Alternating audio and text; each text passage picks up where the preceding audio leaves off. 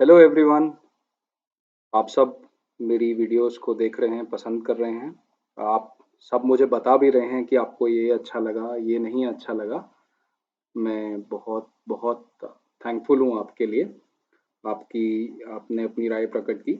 अभी मैं आपको जो चीज़ मैं अभी तक इंग्लिश में कवर कर रहा था, मैंने सोचा कि हमें हिंदी में भी सेम चीज़ को बताना चाहिए, और इसीलिए मैं ये वीडियो बना रहा हूँ, ताकि अगर कोई भी स्टॉक मार्केट में इन्वेस्टेड नहीं है, अभी तक किसी ने निवेश नहीं किया स्टॉक मार्केट में, तो कैसे उसको करना है। क्योंकि जो लोग कर रहे हैं निवेश काफ़ी टाइम से, उनको तो ये सब चीज़ें पता होती हैं।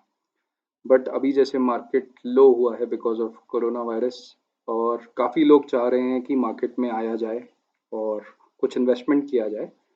इसलिए ज़रूरी हो जाता है कि अगर कोई नया है मार्केट में, तो वो कुछ कुछ टिप्स जो आसान हैं, वो आराम से समझ के तब निवेश करें। तो यही मेरा पर्पस है, और इसीलिए मैं ये वीडियोस बना रहा हूँ। और आज मैं आपको आपके साथ डिस्कस करूँगा कि आप कैसे शेयर मार्केट में निवेश कर सकते हैं और अपनी वेल्थ को बढ़ा सकते हैं बिना ज़्यादा रिस्क लिए। सो चलते हैं, स्टार्ट करते हैं। सो मेरे लिए ये मूल मंत्र है बेसिकली, क्योंकि अगर आप ये सब फॉलो करते हैं तो आप शेयर मार्केट में कभी भी नुकसान में नहीं जाएंगे। मैं बताता हूँ क्यों। क्योंकि देखिए, मैं क्या कह रहा हूँ कि शेयर मार्केट में निवेश कैसे करें। Long term is equal to assured return. मतलब आप जितना लंबा इन्वेस्ट करेंगे, उतने चांसेस बढ़ जाएंगे कि आप एक अच्छी रिटर्न बनाएंगे। अब इस चीज़ को समझाने के लिए मैं आपको स्टॉक मार्केट की हिस्ट्री में लेके चलता हूँ। तो अगर आप स्क्रीन देख सकते हैं कि पिछले 20 साल में ये बीएसई सेंसेक्स है। सो ये बेसिकली 30 स्टॉक्स जो बीएसई के लीडिंग स्टॉक्स होते हैं, वेरियस सेक्टर्स के रिप्रेजेंटेटिव्स होते हैं, उससे ये इंडेक्स बनता है। और पिछले 20 साल में स्टॉक मार्केट सिर्फ ऊपर गया है। हाँ ठीक है, बीच में थोड़ा बहुत यहाँ पे रिसेशन था, 2008 का टाइम था। अभी कोरोना का टाइम चल रहा है, यहाँ डिप आया है, बट कुछ दिनों में रिकवर भी हुआ है। बट ओवरऑल कोई भी अगर यहाँ पे भी खरीदा होगा एट दिस स्टेज ऑल्सो, वो आज की डेट में काफ़ी टाइम्स उसका मल्टीपल रिटर्न बना चुका होगा। तो इसका क्या मतलब है कि अगर कोई लॉन्ग टर्म में स्टॉक मार्केट में इन्वेस्ट करता है, तो उसके लॉस में जाने के चांसेस कम होते हैं। अब आप कहेंगे कि इस ऐसे तो कोई भी लॉस में नहीं जाएगा। ऐसा नहीं है। सो हम यहाँ सेंसेक्स की बात कर रहे हैं। अब सेंसेक्स जो होता है वो टॉप 30 स्टॉक्स से बनता है, और उसमें कुछ स्टॉक्स निकाले भी जाते हैं बीच में, कुछ स्टॉक्स नहीं डाले भी जाते हैं। So it is not representative of your portfolio. However, अगर आप नए इन्वेस्टर हैं, तब तो मैं वैसे भी आपको रेकमेंड करूंगा कि आप सेंसेक्स 30 या निफ्टी 50 स्टॉक्स में ही डालें आज के टाइम पे। और क्योंकि आप अभी नए हैं, आपको अपना वेल्थ प्रोटेक्ट भी करना है और साथ में रिटर्न भी जनरेट करना है। तो अगर आप सेंसेक्स 30 जैसे क्वालिटी स्टॉक्स में डालेंगे, तो वो लॉन्ग रन में आपको रिटर्न ही देंगे। आपकी कैपिटल भी प्रोटेक्टेड रहेगी और आपको रिटर्न भी देंगे। और वैसे अगर देखा जाए तो ये 2000 में अराउंड 4 से 5 हज़ार था सेंसेक्स, और ये 42 हज़ार तक गया है। तो ये ओवरऑल अराउंड 12% की रिटर्न हर साल सेंसेक्स ने दी है। तो इसलिए मैं कहता हूँ, जो मेरा पहला पॉइंट है, मैं यही आपको कहता हूँ कि अगर आप लंबे समय तक सेंसेक्स में रहेंगे, स्टॉक्स में इन्वेस्टेड रहेंगे, क्वालिटी गुड क्वालिटी स्टॉक्स जैसे कि सेंसेक्स जिनसे बना होता है, तो आपको आपकी एक तो कैपिटल को कुछ नहीं होगा, दूसरा आप एक डिसेंट रिटर्न बना पाएंगे। अब दूसरा सवाल यह है कि आपको क्या सारा का सारा पैसा अपना एक ही बार में मार्केट में डाल देना चाहिए। The answer to that is no. अब ऐसा क्यों है? अब ये सेकंड पॉइंट थोड़ा सा थर्ड पॉइंट से रिलेटेड है। अगर आप सारा का सारा पैसा आज ही अपना मार्केट में डाल देते हैं, जितना भी आपको डालना है, से आपको 10,000 रुपये का इन्वेस्ट करना है, और आज सारा का सारा 10,000 आप डाल देते हैं, और वो कल को स्टॉक नीचे गिरने लग जाते हैं, तो आप उसका कुछ नहीं कर सकते। आपको वो, अब वो लॉस आपका भी लॉस है। तो देयर इज अ कॉन्सेप्ट जो कि होता है averaging concept, buying on loss. ये तो हम सब समझते हैं कि अगर कोई चीज़ सस्ती हो गई है और वो उतनी ही क्वालिटी की है जितनी वो पहले थी, उसको लेंगे तो आपको फ़ायदा होगा। So this is the normal concept कि अगर कुछ सस्ता हुआ है, लाइक मार्केट्स गिरती हैं फॉर वेरियस रीजंस, तब आप अपने जो स्टॉक्स हैं जिनको आपने रिसर्च किया हुआ है, जो आपके लिए अच्छे स्टॉक्स हैं, आप उनको और लेंगे ताकि आपका जो बाइंग प्राइस है वो कम हो सके। इसको मैं आपको एक एग्जांपल से समझाता हूँ ताकि ये और एक चीज़ क्लियर हो। तो अगर आप देख सकते हैं स्क्रीन पे एक स्टॉक है जिसका 50 रुपये प्राइस है और आपने 200 क्वांटिटी उसकी खरीदी है, टोटल आपने खर्चा किया 10,000 रुपये का। ठीक है जी। मान लीजिए आपके पास 10,000 से ज़्यादा पैसे हैं जो आप स्टॉक मार्केट में डाल सकते हैं।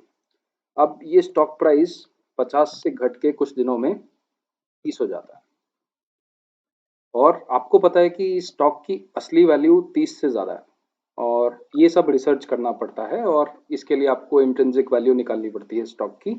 वो वैल्यूएशन कॉन्सेप्ट्स पे भी हम आएंगे धीरे धीरे, बट मैं आपको इस स्टेज पे ये बताना चाहता हूँ कि आपको पूरा कॉन्फिडेंस है, ये एक अच्छा स्टॉक है, इसमें कोई प्रॉब्लम्स नहीं है, कंपनी की, मैनेजमेंट की, प्रोडक्ट की, इंडस्ट्री रिलेटेड कोई प्रॉब्लम नहीं है and it is poised to grow, मतलब बढ़ेगा ही आगे चल के।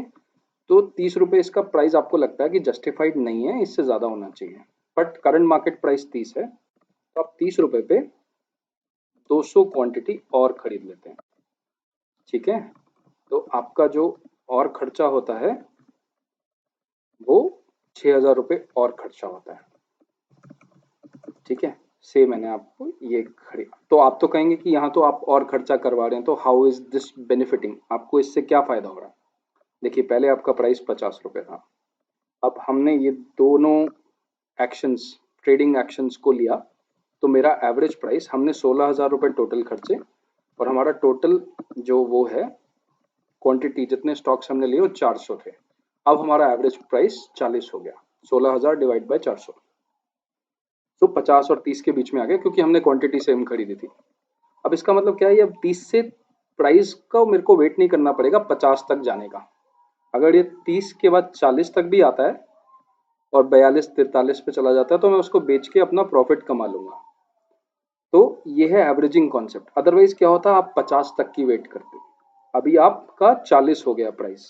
अब सेम चीज देखते हैं, मान लीजिए आगे चल के प्राइस और घट गया, 20 हो गया, तो आप, और आपको पूरा कॉन्फिडेंस है कि ये 20 क्या, 30 क्या, 50 से भी ऊपर की वैल्यू का स्टॉक है, बट आज की डेट में ये 20 पे ट्रेड कर रहा है, तो आप और ले सकते हैं। से हम इस बार क्वांटिटी डबल कर देते हैं और हमारा खर्चा होता है 8,000 रुपये। ठीक है, ये हमारा इन्वेस्टमेंट टू हो गया जबकि प्राइस 20 रुपये हुआ। ठीक है, यहाँ पे मैं प्राइस भी लिख देता हूँ ताकि आपको ठीक से पता रहे कि ये एक्शन हमने कब कब किया, जब प्राइस था 30, से यहाँ पे भी लिखा है वैसे तो। और अब हमारा 8,000 रुपये और खर्चा हो गया, 24,000 हमारा लग गया टोटल। टोटल हमारे 800 सिक्योरिटीज आ गए। अब हमारा एवरेज प्राइस 30 हो गया।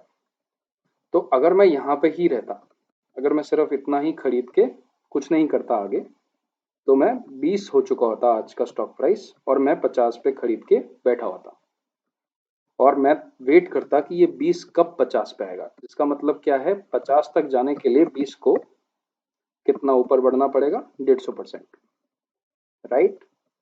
बट अब मेरा जो स्टॉक प्राइस एवरेज प्राइस है इन तीनों ट्रांजैक्शन को करने के बाद, वो सिर्फ 30 रुपये। अब 30 रुपये पे जाने के लिए इसको कितना ऊपर जाना पड़ेगा, 50%। सो आप वेट करते 150% स्टॉक को बढ़ने की, अब आप 50%, अगर ये स्टॉक बढ़ेगा 50%, वैसे तो ज़्यादा लगता है बट क्योंकि जो डिफरेंस है, क्योंकि फिगर्स हमने ऐसे लिए हैं 20 और 30 की है, सो 10 रुपये का फ़र्क है। सो एट अ हायर प्राइस जहाँ इतनी फ्लक्चुएशन नहीं है, यहाँ पे इतना बड़ा परसेंटेज नहीं आएगा, बट आपको कॉन्सेप्ट समझाने के लिए मैंने ये फिगर्स लिए हैं कि वैसे अगर आप कुछ नहीं करते तो आप 150% स्टॉक के बढ़ने का वेट करते, अब आपका 50% ही अगर स्टॉक बढ़ जाता है तो आप बाहर आ जाएंगे स्टॉक से प्रॉफिट में। सो ये एवरेजिंग कॉन्सेप्ट है, ये बहुत ज़्यादा यूज होता है। इसके लिए आपको स्टॉक की जो रियल वैल्यू है उस पर कॉन्फिडेंस होना ज़रूरी है। अगर आपको वो कॉन्फिडेंस नहीं है तो आपको ये नहीं करना चाहिए, बट अगर आपको वो कॉन्फिडेंस है कि ये स्टॉक एक्चुअली में बहुत ज़्यादा कम प्राइस पे चल रहा है और इसका असली प्राइस इससे बहुत ज़्यादा है, तो आपको ज़रूर इस टेक्निक को यूज़ करना चाहिए ताकि आप इस स्टॉक का एवरेज प्राइस कम से कम कर सकें और मौका आने पे आप इसे प्रॉफिट में बेच सकें। कई लोग इसे लॉन्ग टर्म भी रखना चाहेंगे, चाहे वो प्रॉफिट में चला जाए, बट आपका जो एवरेज प्राइस है वो कम हो गया, आपकी पॉसिबिलिटी ऑफ एग्जिट बढ़ गई। तो ये एक इम्पॉर्टेंट कॉन्सेप्ट है। अब जो सेकंड पॉइंट है और फोर्थ पॉइंट है वो भी लिंक्ड है। तो मैं क्या कह रहा हूँ, keep a war chest ready for corona like events. अब वॉर चेस्ट क्या है? वॉर वॉर होने के समय आपको क्या चाहिए होता है? आपके वेपन्स चाहिए होते हैं। स्टॉक मार्केट में वेपन क्या है? स्टॉक मार्केट में वेपन आपका पैसा है। तो पॉइंट नंबर 2 में मैंने आपको बोला था कि आप सबका सब पैसा एक समय पे आप मत लगाएं। ये क्यों बोला था? क्योंकि जब कोरोना जैसी सिचुएशन आती है या कोई भी नॉन इकोनॉमिक इवेंट या इकोनॉमिक इवेंट भी होता है जिसका कि इम्पैक्ट आज की डेट पे बहुत ज़्यादा मार्केट पे पड़ रहा है, but there is a probability कि ये आगे चल के मार्केट रिवाइव करेगी और कोरोना भी सबसाइड हो जाएगा। तो जब ये प्रोबेबिलिटी है, तो मार्केट अगर गिरी है तो आज जो कंपनीज हैं उनके रेवेन्यू प्रॉफिट बहुत एडवर्स अफेक्ट हुए हैं, उनकी हालत खराब है। बट थोड़े दिनों में जब कोरोना चला जाएगा, अब कोई नहीं जानता, but there is a probability जब चला जाएगा तो ऑब्वियसली वो मार्केट्स वो कंपनीज अपना रेवेन्यू वापस लेके आएंगी, उनके स्टॉक्स फिर से वापस अच्छा परफॉर्म करने लगेंगे। तो इस समय पे आपके पास जो वेपन है मार्केट का, जो कि मनी है, वो होना चाहिए। तो इसीलिए आप, एंड थर्ड कॉन्सेप्ट भी इससे लिंक्ड है, विच इज एवरेजिंग कॉन्सेप्ट। आपके पास अगर कुछ पड़ा होगा, आपने आधा लगाया होगा या 30% लगाया होगा, तो आप बाकी डिप्लॉय कर पाएंगे और एवरेज करके अपने स्टॉक प्राइस को लो लेके आ पाएंगे। तो 2, 3 and 4 points are very linked to each other कि आप सब कुछ इन्वेस्ट ना करें, अच्छे स्टॉक्स की एवरेजिंग डाउन करें और कोरोना जैसे इवेंट्स के लिए तैयार रहें with some money, some weapon of stock market which is money in your pocket. तो ये बहुत ज़रूरी है।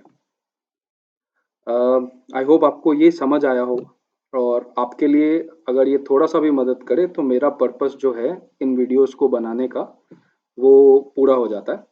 तो अगर आपको और इन्फॉर्मेशन चाहिए तो मैं अपलोड करता रहूँगा। और अगर आपको इसको शेयर करना है, अगर इसको इससे आपको थोड़ी भी बेनिफिट हुई है तो आप लाइक शेयर कमेंट कर सकते हैं, सब्सक्राइब कर सकते हैं चैनल को। अब मैं देखूंगा, मैं वैसे ये पार्ट टाइम ही कर रहा हूँ अभी फ़िलहाल, बट अगर पीपल सब लोगों को अच्छा लग रहा है तो मैं और बना सकता हूँ content. So thanks a lot for your time. I hope you got something out of it. आपको कुछ इसमें से वैल्यूएबल मिला हो अपनी स्टॉक ट्रेडिंग जर्नी को शुरू करने के लिए या आगे बढ़ाने के लिए। थैंक यू, धन्यवाद।